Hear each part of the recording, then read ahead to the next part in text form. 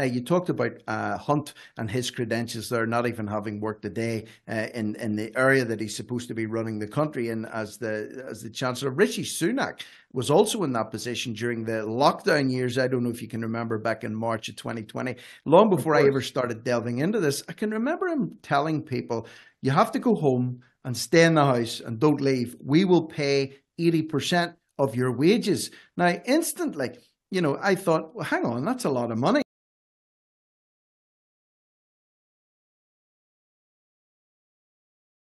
3 weeks to flatten the curve. And then that was extended under the emergency COVID regulations and it became 3 months.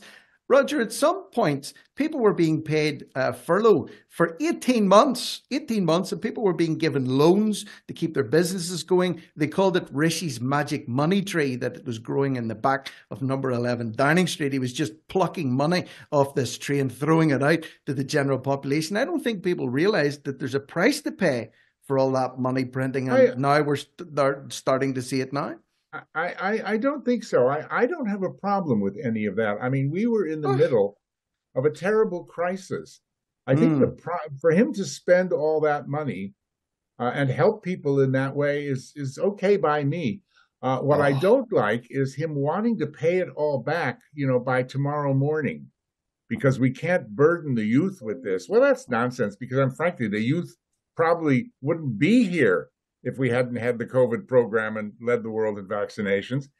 And, it took us 61 years to repay our World War II debt. So what's the big hurry? There's no need to pay that all off in the next year or two. This is just politicking and campaigning by him. I think the furloughs and the rest, I don't think was a mistake. I think the business loans were a mistake in how badly they were administered. The absolute imbeciles that were lending this money, which we're never going to see again, which Rishi didn't have policed properly, that is a big mistake. But the biggest mistake, Rick, was the 14 interest rate rises and the quantitative easing, the printing of gazillions of pounds of money. And when Jeremy Hunt says we're fiscally constrained, we're almost broke, we can't afford this, we can't afford, he's full of you-know-what, because you know what? 50 billion pounds is being paid by our left pocket to our right pocket in interest on that quantitative easing printed money. It's phony. So we actually have 50 billion pounds more than that totally useless gentleman is saying.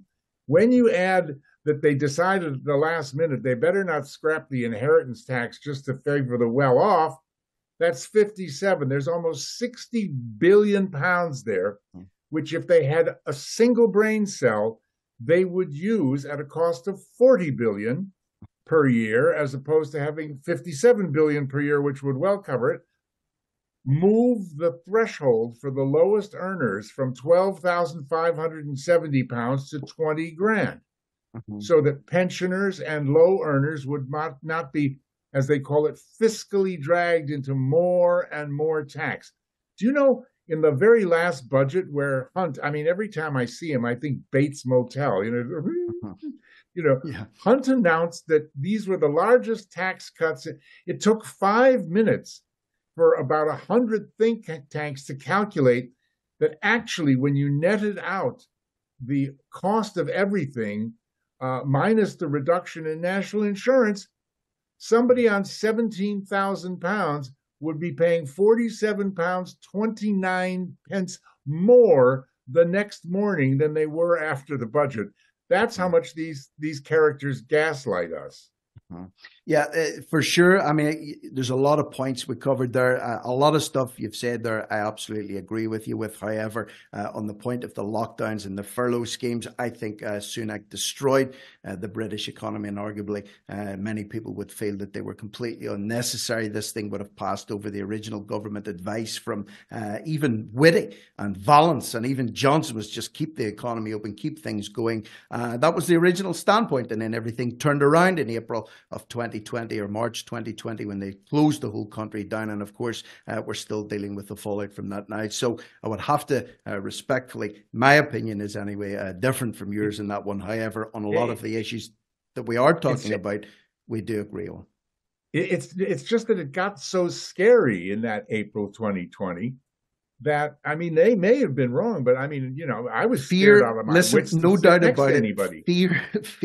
Fear played its part in everything that happened from March of 2020 onwards. There's no two ways about that one at all. And that's what I'm saying. We can agree to disagree on certain issues. I'm very set on what I believe in this, as are you. But there's obviously a lot of things that we're talking about here, pure economics, that make perfect sense in terms of inflation and quantitative easing and the interest rates and what the Bank of England's doing. It's an absolute shambles at the minute, and hopefully, fingers crossed, Roger, things will rectify themselves in the short term rather than the long term. But we've got to stop now, got to take a little break. I've got another guest coming on, but a massive thanks to you, Dr. Roger Thank you. Giewoldt,